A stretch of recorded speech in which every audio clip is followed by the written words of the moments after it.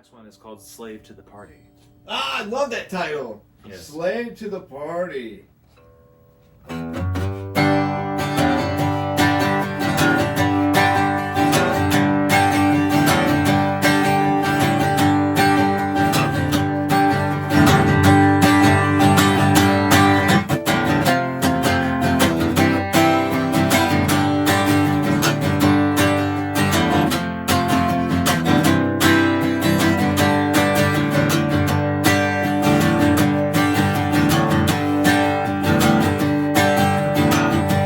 Got past the road, but dive right in.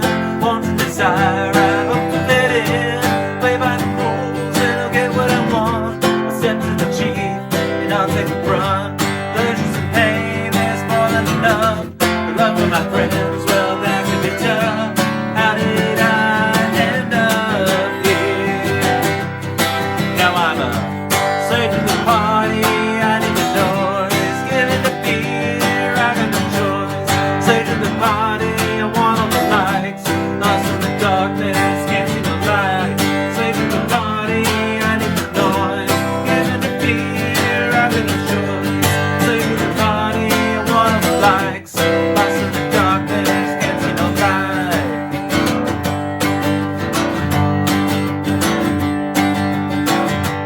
Feeling the flow, the power of the groove. What am I serving? What do I brew? Told to forget all that I know.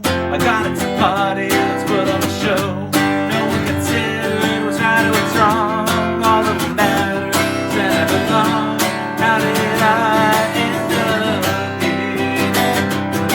Now I'm a slave to the party. I need the noise. Give it the beer, I got the choice. Slave to the party, I want all the lights. Lost in the darkness, can't see the slave to the party, I need the noise. Slave to the beer, I got the choice. Slave to the party, I want all the lights. Lost in the darkness, can't see no light.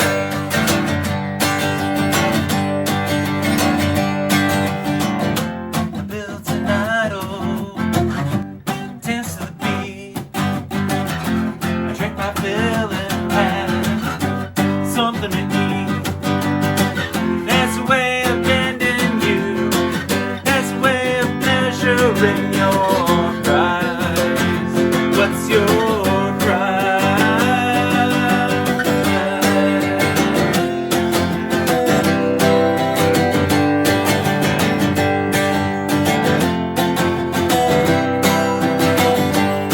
Now I'm free from the party, free from the noise, free from the fear. I got my choice.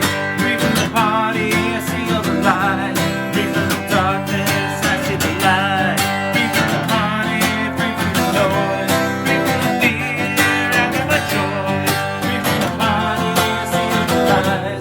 Free from the darkness, I see the light.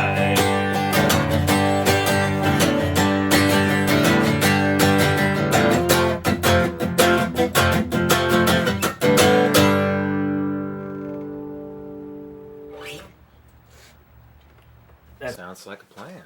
Yeah, let's see here. All right, check these cans. Somebody hates these cans.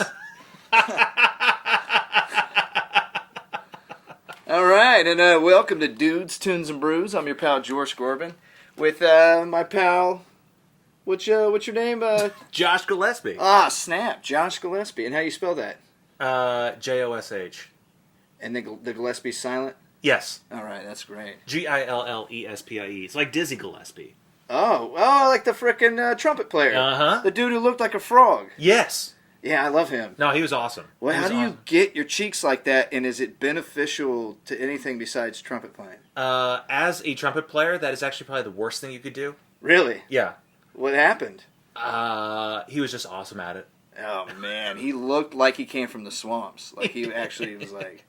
I don't know. I don't know any Dizzy Gillespie music off the top of my head. Like, I don't know if there's any melodies that's real popular. Nothing that really sticks out to me, but I just know that he, probably one of the reasons that I picked up trumpet is because my parents, especially my dad, really loved jazz. Yeah. When I was growing up, and so I knew the name Dizzy Gillespie. I knew he played trumpet, and I knew he had the big cheeks. Yeah, I saw it. Yeah. and I probably ended up picking up trumpet simply because that he did.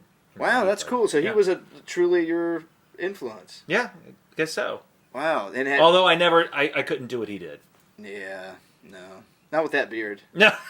It's kind of constricting and keeps everything in check. Especially in middle school. Yeah, your middle school beard, though. I've seen some pictures. It's crazy. You can't believe you're only 26, dude. I know, right? That's insane. That's wild. So you're a musician. We've established that. Yes. You established you played the trumpet, which I didn't know. Is it something you continue to do? So, no. But my band and I are working on a cover song and from a band called Lucero, and there is a trumpet part in the song, and I have volunteered to actually learn it. Really? Yes. So how long has it been since you've played the trumpet in any capacity? It's been a couple years. I have played it off and on, like in a church setting, like during the Christmas season. Right. But that's it. Are there a lot of trumpet? Well, I guess for Christmas songs, you say, right? Well, it mostly then it was just like for like this intro kind of thing. It wasn't even necessarily something that people were singing to. That sounds pretty good. My favorite Christian intro thing with the trumpet actually is from Davy and Goliath.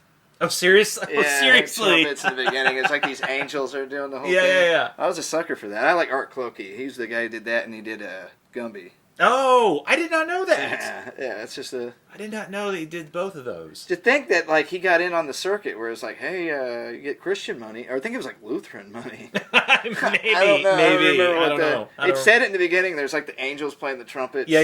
It's like the certain Church of America. Or Sure. Like, that's pretty cool, dude. That check's going to be... That's going to be pretty good. Yeah, you're going to get something for that. You're going to get something for that, for sure.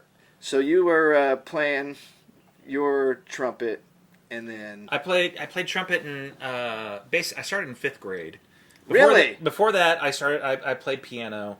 So did you bypass the recorder? Like you went straight trumpet? Or I didn't play the recorder at all. Wow, that's I don't cool. know how that happened. No, me neither. That's a pretty big jump, dude. Because my kids bring home a recorder. Yeah, that's typical 5th grade. Yeah. So... Or less. I don't know if they're teaching it in 4th grade now. I don't know. I honestly, I don't remember. Well, no, because my 3rd grader has a recorder. Wow, dude. So, yeah, they're getting them early. They're really getting them out through that. You know what? This year it's cursive and the recorder. That's right. Yeah. That's right. We're doing the solar system in 4th grade now. That's right. That's right. Insane. But I did not pick up the guitar until I was in college. Actually, just after I graduated high school, actually, I bought a guitar. Yeah. Because a couple of my friends had a guitar, and I was like, well, I should probably get a guitar too. Yeah.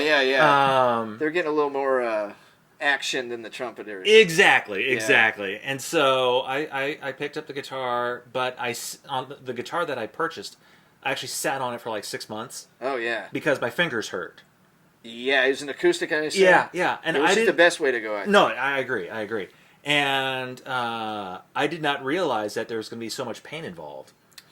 Yeah, with getting the calluses and such. Exactly. And the muscle memory. Yep. Yeah. And then I realized, or at least I told myself, I was like, so I had paid like $600 for that guitar. Right. And I said to myself, I sunk a lot of money into this thing. I need to learn how to play it. Right. And so I started taking lessons. And how many of those did you get into? Like once a week, twice a week? It was once a week initially, and I probably only did it for a couple of months. Really? Well, because I was paying for it, but then I was also my freshman year in college, so you're already got ramen noodle money. Exactly. So it was like, okay, and then I was like on I guess you could call it like a worship team and like I was in part of this college ministry, and I didn't play guitar initially. Right. I actually played a conga, or like other kind of percussive instruments. Good. I was good at keeping rhythm. That'll get you set up for any instrument. Any instrument. Yeah. And then by the time my friend and his eventual wife stepped down from that, I ascended actually into playing guitar, and I've been really kind of playing guitar in some form or another ever since. And do you strictly play acoustic guitar, or do you pick up and play electric? Oh no, I play electric too, especially when I'm in a band setting. Yeah. A lot of the music that I write happens to fall into anywhere from like typical acoustic singer-songwriter Right. to grunge. Yeah, you and I get along quite well. Yeah. That's where acoustic, I think, is the perfect place. That's why I said starting out with it. 'Cause Yeah. it's very rhythmic. Yes. No, I am in totally a rhythm guitar player. Yeah, likewise. And so I have a lead guitar player who is incredible. His name's Carl Hartman. And I just bring my songs to the guys, and I'm like, okay, let's learn some tunes. Yeah, yeah. And they've been able to pick. I challenge them because I'm not a typical writer. Right. I mean, lyrically or musically, I guess. There's one song that I have that is called "Urgency of Now" that I thought was easy. But it turns out that the way that I wrote it, it was throwing everybody off. Right. And they were like, okay, so you need to sing this part this way for this to work. I'd be like, I don't want to. Yeah. But I was like, the drummer can't hit his fill. The lead guitarist is getting lost.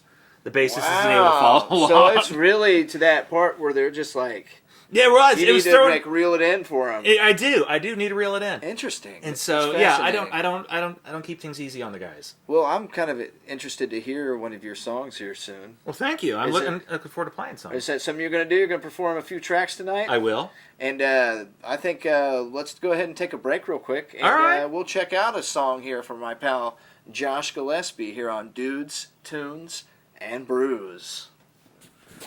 All right. All this talking has been making me thirsty. And when I'm not doing Dudes, Tunes, and Brews, but I'm hanging out with my pal Josh Gillespie, sometimes I like to crack one of these Miller High Lifes. Miller High Life. It's like other Millers, but it's the High Life. And it's the champagne of beers. It really is. Have you ever had a beer mosa? I haven't. That's a thing. It's a thing, and it's almost deadly. Because you take two things. You take beer and you take orange juice and you blend them. I'd say about a 60-40, maybe a 70-30 split. That sounds awful. It sounds terrible, and it's not. It's delicious. And Really? It's just citrus and beer go together. Like, Well, no, it's true. I mean, the Blue Moons. oh yeah, I love a good Blue That's Moon. I like a good Blue Moon. Yeah. You like a good wheat? I do like a good wheat. More on this coming up.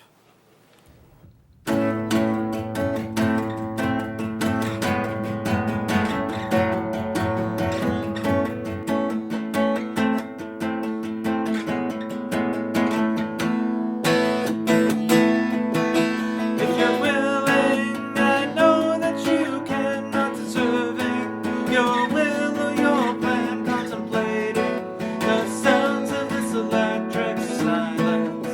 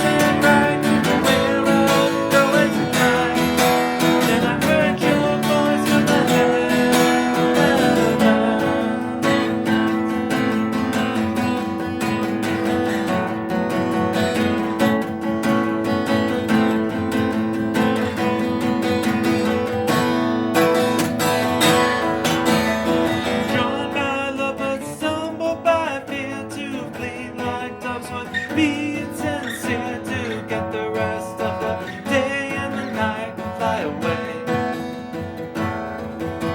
As a child I was afraid of the dark. Now I'm all grown up, the lights just as dark. You need to disrupt these patterns of life and light up the spark. But my thinking you got me down. I wonder who you are.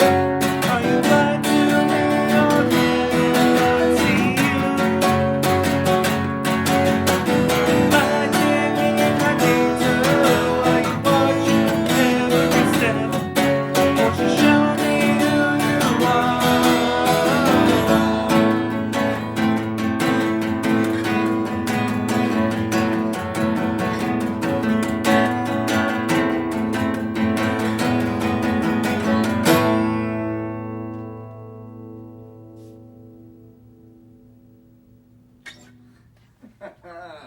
That's gold, dude. Thank you. Sorry. I pretend the claps or anything. It's actually a pet peeve of mine. I hate the clapping when you. Oh. Yeah. Not to.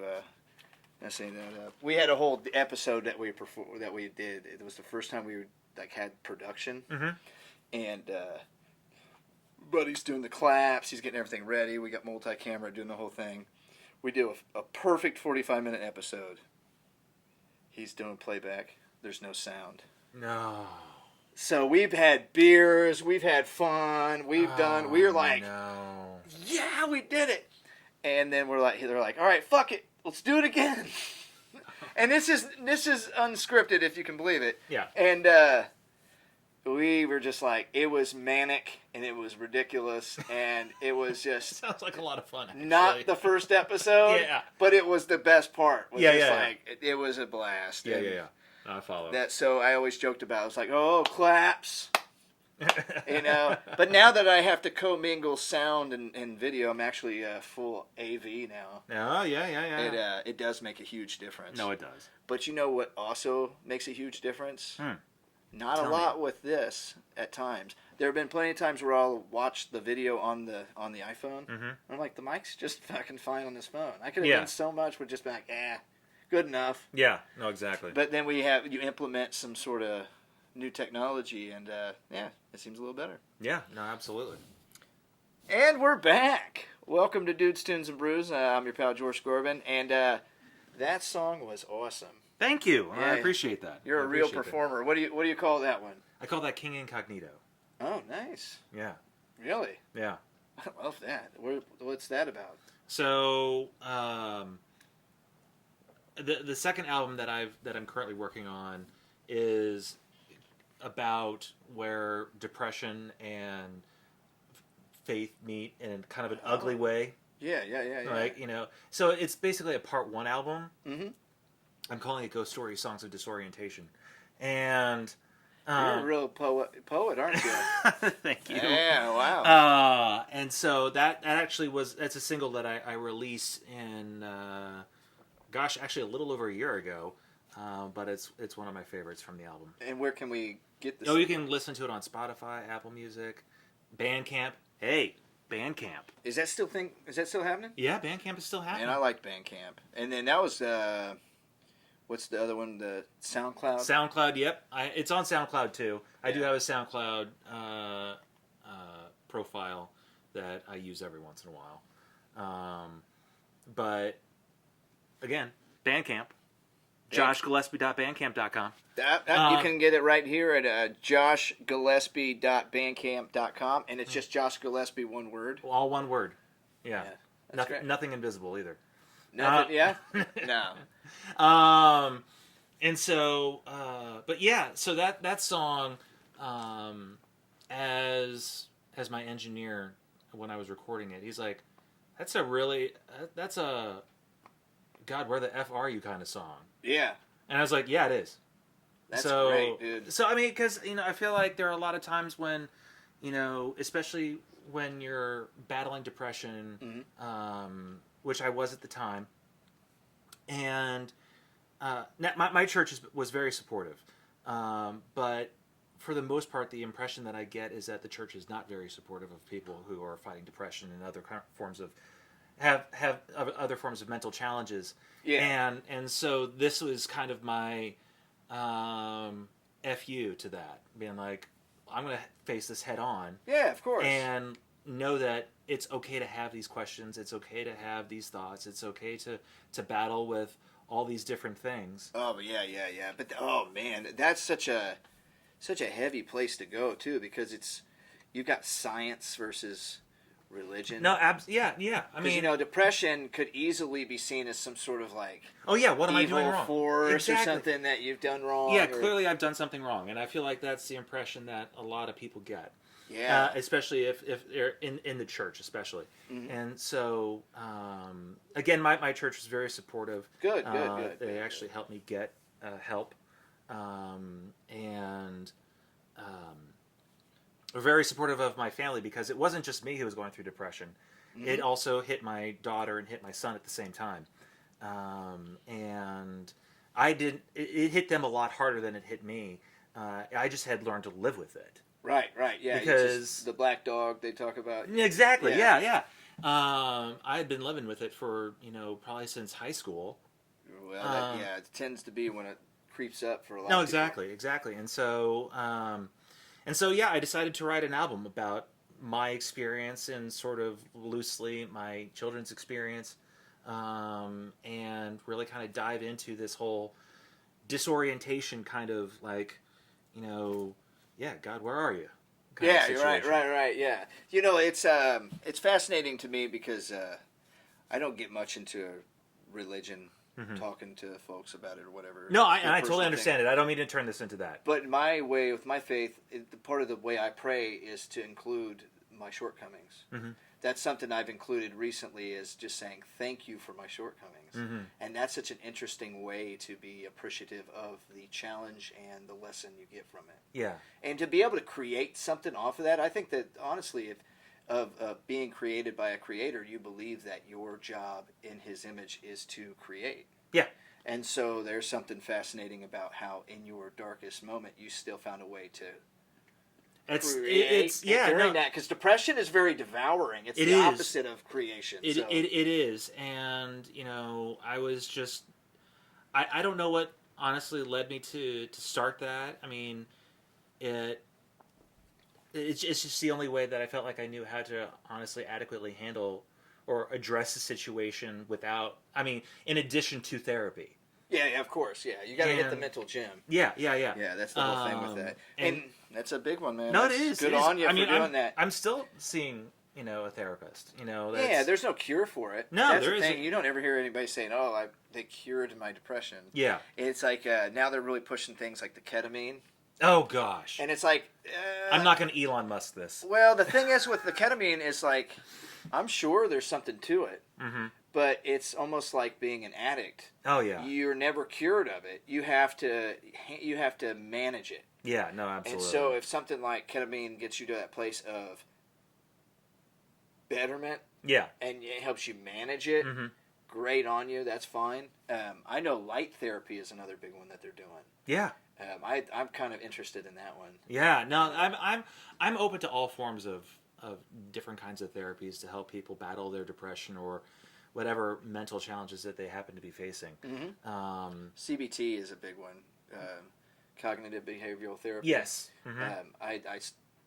I would say self-diagnosed OCD. Okay. But to a point to where I've had to kind of understand how to handle that by being cognitive in my behaviors. Sure, whatever, sure. call it what you will. Intrusive things are interesting because it's like a child, and you can't just scream at a child and expect it to do what you tell it to do. You have to put it in its place, or you have to discipline it, and that's kind of how I see mental health. I see it as being this child state of your brain that you have to control like you would a child or an animal. Yeah. That's kind of how I see it. Yeah. And most people don't think of it like that. They get so caught into their front lobe, or they're so caught in just the day-to-day that they don't know how to treat their brain like a brain, like this thing that you're living within. Mm-hmm. You know, Yeah. and I could see religion being kind of scared of that because when it comes to emotional states, they're more about the spirit, and so it's a whole other level. Yeah, of that. I think it depends on a lot, the kind of church, you know, and everything. But my impression, or at least the way that I kind of focus on it, is that getting that kind of care can be a religious experience in many ways. Yeah, definitely. And that kind of care exists for a reason, and we shouldn't be shy from it just because it's a science, or however. Yeah, right. Like this has been provided, and run with it. What about Christian Science? How do you feel about that? That's something completely different. Yeah, I know. It's That's something completely different. They're not talking about like Newton at that point. No, right? they are not. It's kind of like the David Avocado of science, and that guy is like It's there's it's been a while since I could actually speak fairly well on Christian Science, but I'll just leave that for where it is. What about Scientology? Oh gosh! Do you know where their headquarters are? I just figured this out. It's in California. It's in frickin' Clearwater, Florida. Florida? Yeah, they're looking at the ocean. So, well, I know L. Ron Hubbard was big on I saw the documentary on HBO about it. They've got a huge thing in California because it's loads of money. But Yeah. I guess their main headquarters is Clearwater. Clearwater. And if you've ever gone to Clearwater, have you ever seen how clean and everything's together down there and stuff? It's basically like Korea. They have all these fake shops. Oh, geez. And Seriously? they're big on community service, so they'll go out and like clean the beaches. And Mm-hmm. they're waiting for something to come out of the water. Like that's Oh, what. my word. I love Clearwater though. No, I'll be honest, it's like a weird thing. It's like I'm sort of fascinated by it. I had no idea. My only perception of Clearwater is that it's a great place for spring training baseball. Ah, yeah. That must be the Scientologists. They're really big on. I think it's the Phillies spring training site. Really? Yeah. That's cool. Yeah. I love Clearwater. I don't know. I love the beaches there and Hulk Hogan. Is Hulk Hogan from Clearwater? I don't know. He's somewhere from Florida, but he's got his own restaurant there. Oh, he does? And he got a couple like there's a shop downstairs, and it's got like big. They have him as Hollywood Hogan in there, Yeah. and they have him like old school Hogan. Yeah. And I guess he'll come in there sometimes and just be like, "Hey, brother," Oh. That'll be pretty neat, I guess. Yeah. Check out my 24-inch pythons, brother. Oh man, I didn't realize how tall he was. Oh. The figures show him as being he's like 6'6". Well, he wasn't. Yeah, because when I think back to the. What was it, WrestleMania 4, where he went Andre the against Giant? Andre? Yeah, Oh, yeah. he was still looking up at Andre, but he wasn't looking up that much. Yeah, right. Exactly. I mean, Andre the Giant was obviously huge, but he was big like all around. Oh, all around. Yeah, it's like when you think of a dwarf, it's like everything's smaller. Yeah. Well, that's funny. So what He's the opposite of that in giant form. He absolutely. And what's kind of funny is that I think of some of the late 90s, early 2000s wrestlers like the Giant. Yeah. Which I always thought was come on, we already had Andre the Giant. Just don't go by the Giant. Come up with something more clever than that. Oh man, what else would you go for? I just go by Jack. It's kind of like be a good way to be traded around. I don't know. What could you be? The Big Show. There was the Big Show. Yeah, that was. I don't know, but I don't know. So there was the Giant, and I've seen, because sometimes I'll get down the YouTube rabbit hole of old school WWF, and I was totally into WWF until about 1992. Until it became WWE. Oh, until 92? Yeah. I was going to say till it became WWE, but No. The 2000s. No. It's basically as soon as all the guys that I was watching went over to WCW and all that stuff was on cable, I didn't have cable.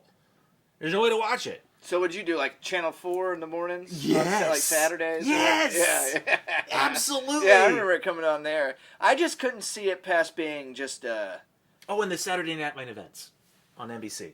Okay. Do you remember those? No, I just remember the Saturday morning stuff. I didn't get real big into wrestling until SmackDown. Oh, okay. So that kind of introduced me to it being like, I could kind of watch it. It was corny, but I was like, you know. Main Event was off by then. Main Event would, because I grew up watching SNL too. Right. So, but the Saturday night's Main Event would happen when SNL was on like hiatus or like during the summer, or when it would be like a rerun time. Yeah.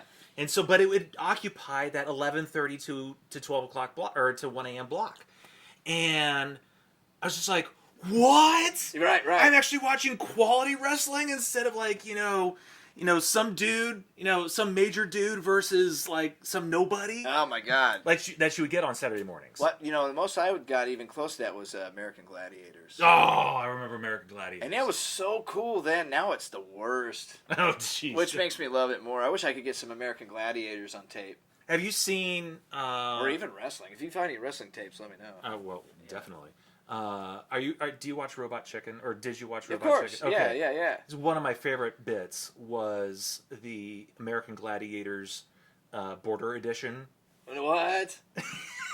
And it was Hulk Hogan was one of the voices. Yeah, that's he's actually a great voice. He is. He He is. I mean, apparently he's a jerk in real life, but Probably, but yeah.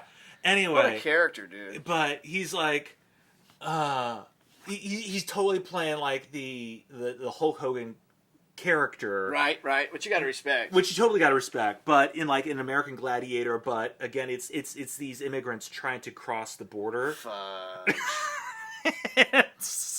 And so they're playing against the American Gladiators, and so they have like the cannon with the tennis balls, and it's like, right. That's perfect, dude. It's such a great I skit. freaking love it. It's like, sorry, brother, you didn't make it across the border this time.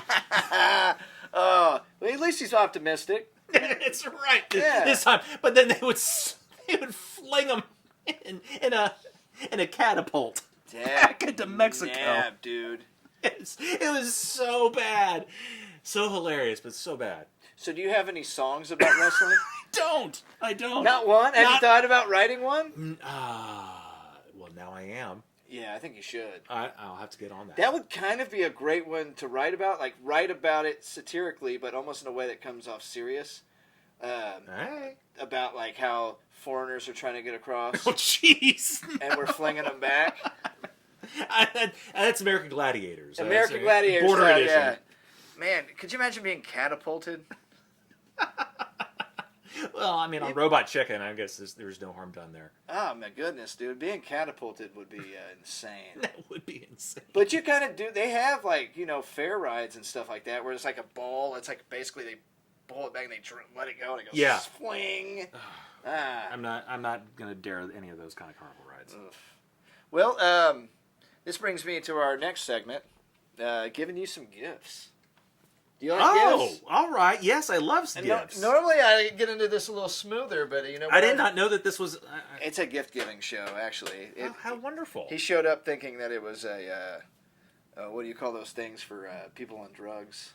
Oh, yes, I know what you're talking about. They're like, hey, you're on drugs. It's intervention. Intervention, yeah. I was just thinking Stockholm Syndrome. That's not the same. That's not the same thing. That's not the same. So we got you a couple Dudes, Tunes, and Brews stickers there. Thank you. Those will be used And, for sure.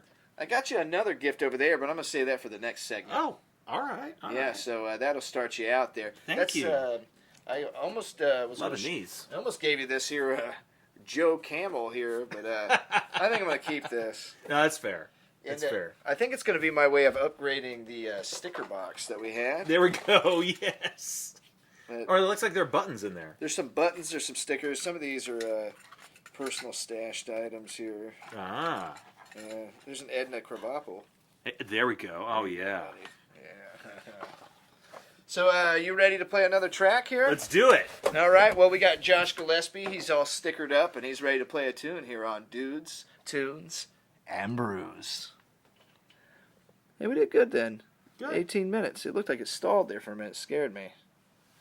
Well, if it did, you know what? We'll fix everything with AI. There we go. Yes, absolutely.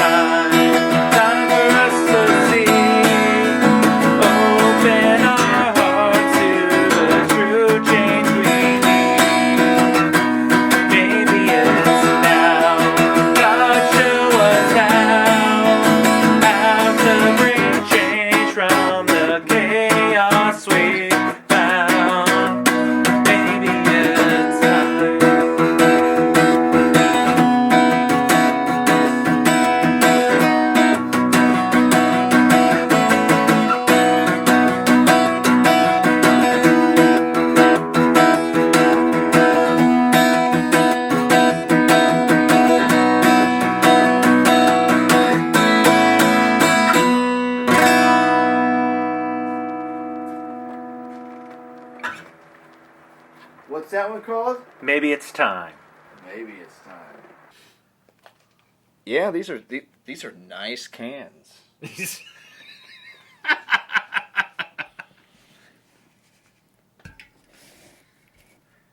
And welcome back to Dudes, Tunes, and Brews. I'm your pal Jeorsh Gorbein with Josh Gillespie. What's up? Musician and honorary dude. Thank you. I And, appreciate that. Since you're an honorary dude, there's something that I would like to give you. Oh, all right. More gifts. No way. Just reach in there and grab you one there, buddy. Free hat. Free hat. Free hat. Yeah. I'm going to put this sucker on now. And if you look at the tag there, it'll tell you it's Inception. Ooh, 10/9 of 24. I don't think I used the word Inception properly, but Right. yeah. What does it That's mean? a little tight. What's it mean to incept something? I don't know. I think it's you're going into someone's dreams. Yeah, that's what happens in the movie. That's what happened in Rickception, too, on Rick and Morty. Oh yeah, Yeah, Reception was that's good. the Scary Terry episode, right? I love that episode. Oh, dude, there's so much that goes on in that. I think that's the one with Snowball. Yep. Mm-hmm. The whole thing with the dogs taking over. Every time I rewatch the Scary Terry episode, I'm like, holy shit, dude, that's like 3 episodes in one. Scary Terry. That is such a great episode, and I love that they bring him back. Actually, I think for in a side thing. Really? Like it was like end of the show. I want to say, or maybe I'm just thinking of the Scary Terry episode itself. Which is how it works with Inception. Yes. It's like it happens again, but maybe you're still in it. Exactly. My favorite part of that episode is there's the lady from some show that the teacher is watching where she's like, you don't know me. And something happens later where she's like, you do know me. I'm just like, that's solid writing right there. No, it is. You do know me. Oh man, I love that show. You know what else that I do know? What? That I'm getting very thirsty. Oh. Yep, and we have this new flight thing going on Ooh, here, very courtesy nice. of our pal David Lee, historian David Lee. He got us this for Christmas. More of a Festivus gift than anything. But wow, that's saying something. yeah, it's for the rest of us. And then with this, I want to know what kind of features strength you had to do to get that. Well, there were some airing of grievances. Okay, that had to happen first. And then the rest, I mostly blacked out. So I don't know who won. Yeah, exactly. I don't know who won, but I do know I ended up with a gift. There you go. That's all that matters. So it's either like a consolation prize or some other type of forgiveness. Yeah. No, I love it. Love it. But we used extra virgin olive oil to grease up. Ah, okay, yes. Which is yes. good for your skin. It is. I've heard that. I was going to use some cold-pressed coconut oil, but I didn't have the money. Diddy took all the baby oil. That jerk. Who really uses baby oil anymore? I don't know, but apparently he does, and lots of it. Ah, my goodness, dude, that's wild. I know, I just, if it ain't avocado oil, coconut, or extra virgin olive oil, I don't want it. That's right. I'll use corn oil in my brownies. That's a whole other topic. So, speaking of which, we have Imperial Bubbles by Rheingeist to try tonight. I brought this in through the rain, and it did get dented, but I don't think it ruined any of the carbonation. I hope not. I hope it didn't accelerate any of the carbonation. Yeah, it's like the nitrous beer. Exactly, yeah. Yeah, that would be good with that. And then we also have, can you show the people at home, what do we have here? We got the Dragon's Milk Bourbon Barrel Stout, aged in bourbon barrels. Yeah. So I'm definitely looking forward to that. I'm looking forward to both, honestly. It's 11%. Yeah, got 9 and 11, so we're not 9/11. Not Yeah. oh, so we are. I guess. Yeah, I guess we're playing that game. We went there. So We did. yeah.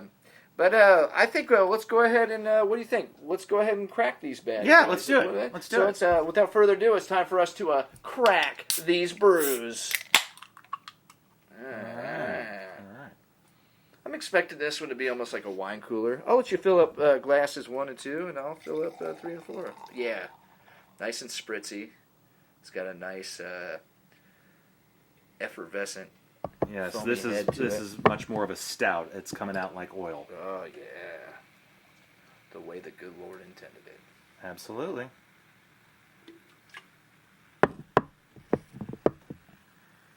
Ooh, I love the smell of this one. It's very nice. I'm usually the kind that likes to start off with the more spritzy of the two. And maybe head on toward the darker. But you're the guest of honor, so it's really up to you. Well, the dark is right next to me. Okay, so let's go with that. I'm going to reach for this. So we're Cheers. going Dragon's Milk.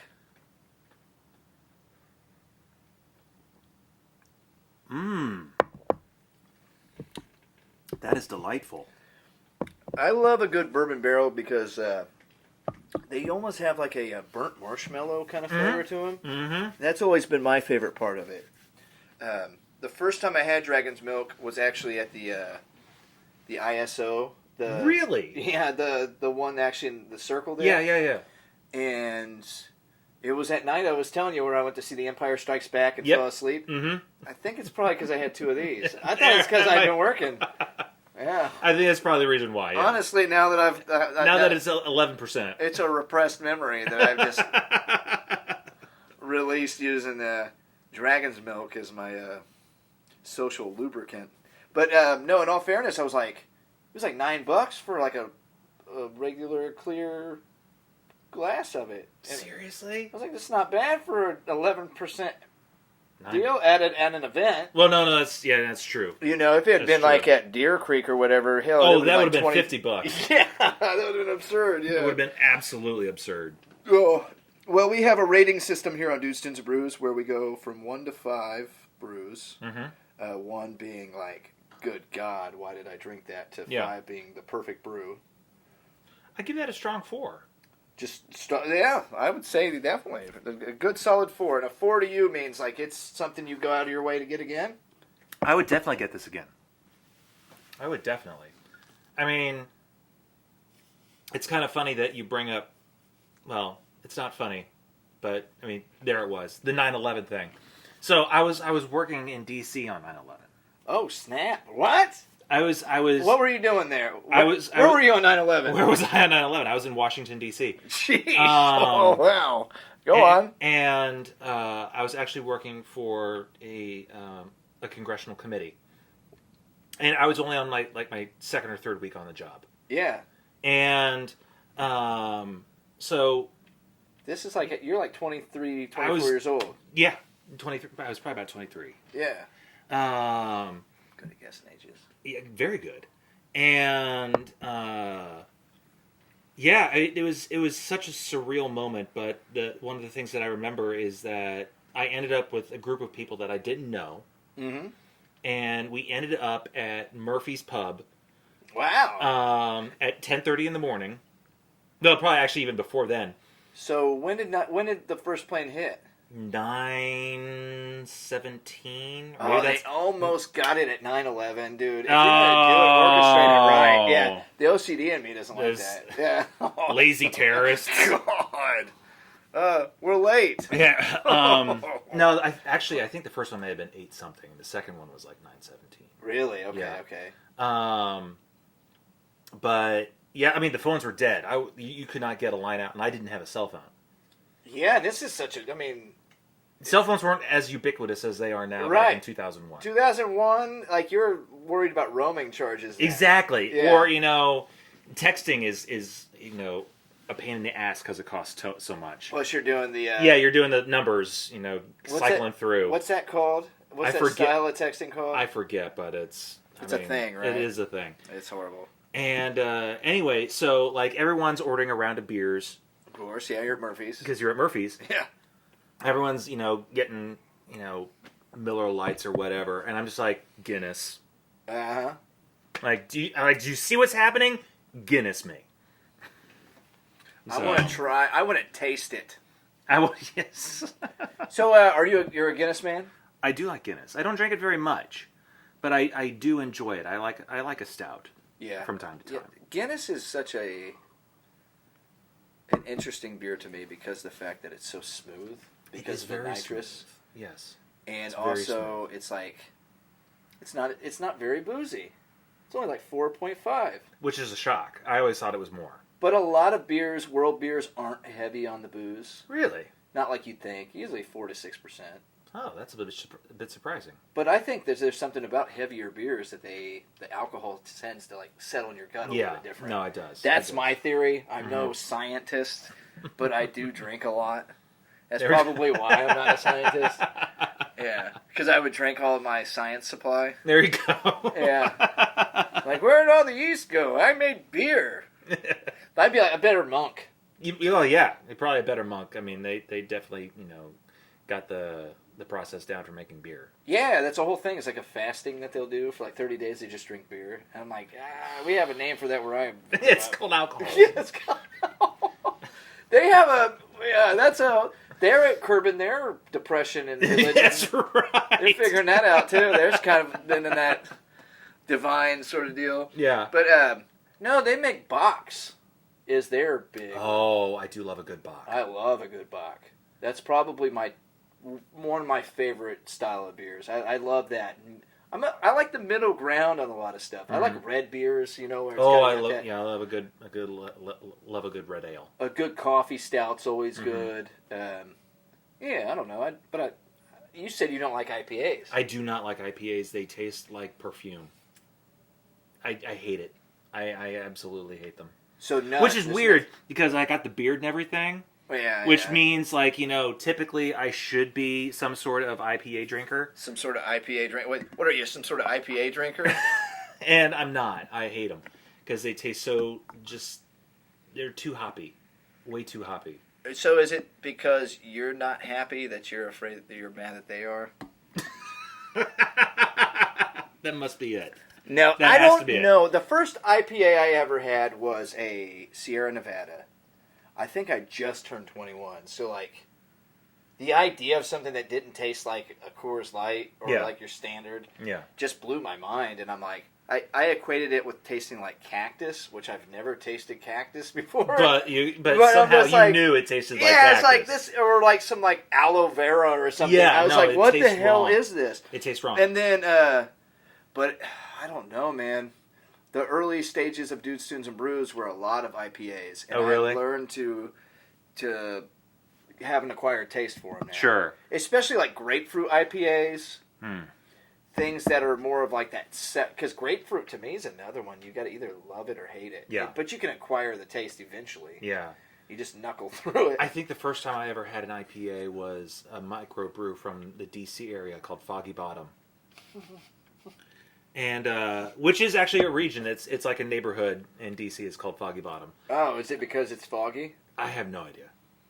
But they also have a beer called Foggy Bottom, and so I was like, It's a "Oh, great this is name for a beer. no, it is." Yeah. So I tried it. And I was like, "Oh, this should be cool." And I did not know because I was so ignorant about beers at the time. Right.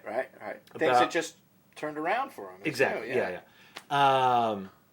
And it must be an IPA because that tasted like crap. I could not stand it because I think it was an IPA. Well, we got a friend of the show, Doyne Allen. He is a stout fanatic, and he's the kind of guy that when he goes to the liquor store, he spends like $200-300 on like the higher end bourbon barrels. Yeah. Like he, this is one of his favorites as well. But he's into like some stuff that's like $20 a bottle. Oh my like, goodness, that's insane, seriously, dude. Yeah, it's like 17%, and it's just like. But anytime you talk IPA to him, he's like, ah! It's like a cross to a vampire. He's like, get out of here! Ah! No, seriously, that's how I feel about IPAs. Like, yeah. I almost got what I've been drinking here lately, which is also a Rheingeist. It's Truth Bomb. Okay. And it's like a stout IPA. Really? And it's, to me, the perfect balance of having... the darker end of it with that back end of the IPA. Yeah. And it's not as floral, or it's not as perfumey. Yeah. And I love them. I think they're good, but that might be worth trying. I mean, I won't say no completely to IPAs if you can give me a reason to try it, and I think that would be a reason to try it. Yeah, definitely. I think it's worth your time if you like that balance between them. I don't know. I some things I equate with like being like dark chocolate. Mm-hmm. in that sense of like the cacao being way too dark. Mm-hmm. I'm the guy that can get into 70, 80% cacao and be like, all right, this is bitter, it's dark, I get it. There's not a lot of sugar and cream in this. Yeah. But after that, I'm like, nah, I'm tap out. And that's how it gets with some of these darker beers. It's like they get so into this place of just being almost like gritty, dark, chocolatey. Mm-hmm. And I can appreciate them, but I got to come back into some sort of sweeter territory. Mm-hmm. I like milk stouts, coffee stouts. I like when they're kind of cut up with things, and make them a different flavor. There's a really good one, and I forget who makes it. There's a milk stout, and they used the A Clockwork Orange. They used that picture of Alex with as their icon. No way. I was like, that's such a so clever approach, dude. That is very milk clever. stout. Yeah, I love that. That is very clever. Very clever. Yeah, I love that movie. Yeah, that's a classic. Yeah, that is a classic. I love that movie because it's like such a modern take on so many things with like the media, the ultra violence and stuff that like all these short videos and everything that we obtain with all this media and stuff. Oh gosh, it's still a very modern film. No, it was ahead of its time. I haven't seen it since college, but I remember that it was definitely ahead of its time. The tongue-in-cheek humor that's in it, I love it. To where like he's just totally screwed, and you as the viewer are like, this guy sucks. Like he's literally doing some hardcore stuff that's like he needs to be punished. But the way they punish him is such a brainwash trickery, and then the way that he obsesses with the Bible, but he only sees the negative parts. Like Jesus being like beaten and all that crap. It's like he acts like he's good. Yeah, and he's able to use that as some sort of thing. I don't know. I think that's Kubrick, man. The psychology behind it. Well, like the book itself is fascinating because I tried to read it, and it was a really hard read because it's very super British. Oh, okay. But I ended up reading the foreword from the author who explained the book in a way that made me be like, you know what? Even if I don't read this, okay, that makes sense. I can appreciate what the point was with it being a transition of adolescence into adulthood. Yeah, about being destructive, about being against society. But then once you become a product of society, you realize they don't give a shit about you anyways. Yeah, no, exactly. And it was like, wow, that's pretty. I mean, it's grim, but it's a great narrative, especially for the point of A Clockwork Orange. So, yeah, But Kubrick, he's definitely one of my favorites. Oh, he was a master. To be able to he knew how to take a psychology and put it in a visual way. I'm surprised he didn't ever try to do anything that was like H.P. Wells. I mean, not H.P. Wells, but Lovecraft. Kubrick doesn't strike me as very Lovecraftian, just because he doesn't get into like Lovecraft definitely got on the psychological angle, but he did it with monsters. Yeah, and kinda. Kubrick never really did it with monsters. I mean, Lovecraft was also able to do it in just a cosmic way where people just go crazy. And I think The Shining was about as close as he would have gotten. Well, yeah, but even Stephen King hated The Shining. And some people say, yeah, I know, which is crazy, but it is what it is. It is what it is. It's a great movie. But I would say that Stephen King is almost like the blue-collar Lovecraft. I think somebody referred to him as that one time. I was like, yeah, I like that. He's like the everyman's No, Lovecraft, because his is always about some sort of cosmic force or something that's come from beyond that's controlling the narrative. Yes. And that's something I can appreciate. Like, psychological horror to me is far worse than monsters. No, I would agree. 100% agree. Like, so when it comes to horror movies, a slasher movie isn't going to scare me. But you give me something that's like a psychological thriller, or even a spiritual thriller, Yeah, some of those are good. Have you ever seen Stigmata? I haven't. That's interesting. It's because I avoid them because I'm like, I feel like that, that's again where the religion and the science kind of meet. Yeah. And it's like, if you believe in the spiritual realm, then there's the positive side, there's the negative side. Right. And the negative side for it to exist, I mean, that's what it's, that's kind of what it's going to look like. And I believe that it exists. And so it's like, I'm not going to mess with that. It's crazy because sometimes people just like have to poke the bear. Oh, yeah. I think there's a lot of that. But are you into David Lynch at all? I dig some of David Lynch's stuff. His thing that I like is he shows kind of he's good at showing visuals of the dark side happening. Oh, yes. It's great because it's very much, it shows an unnatural order. Mm-hmm. Things that are forcing their way in. What was that shouldn't be here. What was that movie that had, I want to say it had Bill Pullman in it.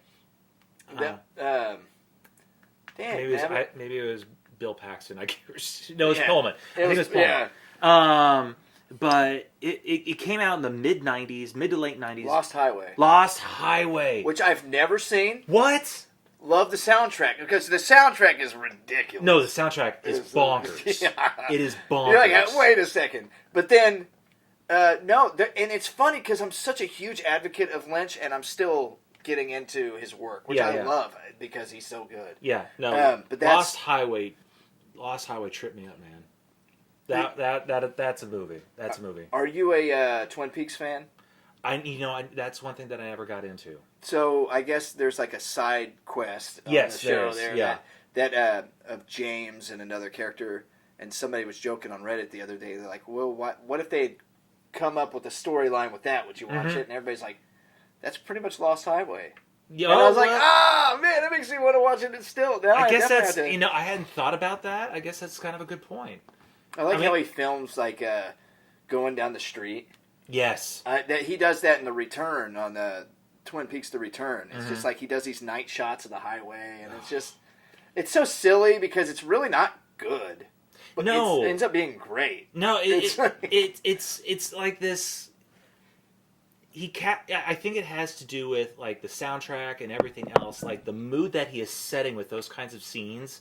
It works. It just works. It just feels so real. Yeah. In a very corny way sometimes. Like his ability to be good and corny simultaneously is just so incredible. Yeah. Like I just love David Lynch's humor. I think he's probably funnier than he is anything else. It's a very dark humor for sure. Yeah. It's very dark. I mean, you get like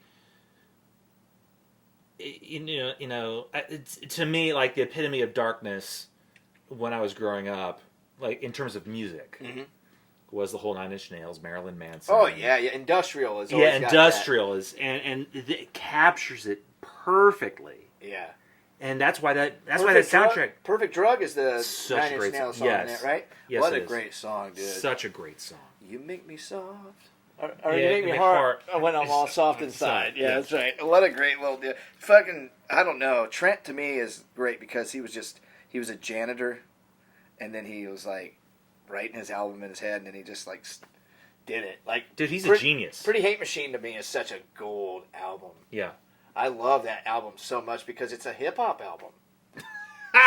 He's basically rapping, and as far as I'm concerned, like even like I don't know, like just to me, it's very. He talks a lot through certain tracks. It's just, I don't know. I just love it. I think it's such a golden album. It was. Trent is a musical genius, and isn't it Head Like a Hole on that album too? Yes, Head Like a Hole is on. It's on there.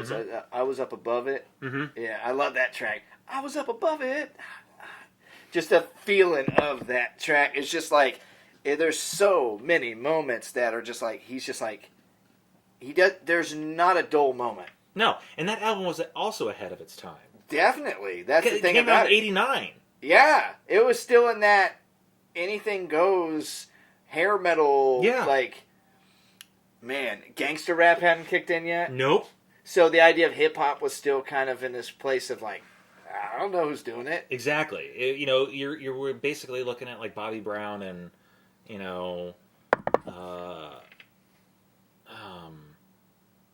Just a lot of the Run DMC. Yeah. It was still like the fact that Run DMC did what they did with Aerosmith was still like, oh my god. Yeah, no, seriously. Did you know that? Yeah, it's like everybody's like, Hey, It did more for Aerosmith than it did for Run DMC. It really did. Nobody talks about that. No, it resurrected their careers because they were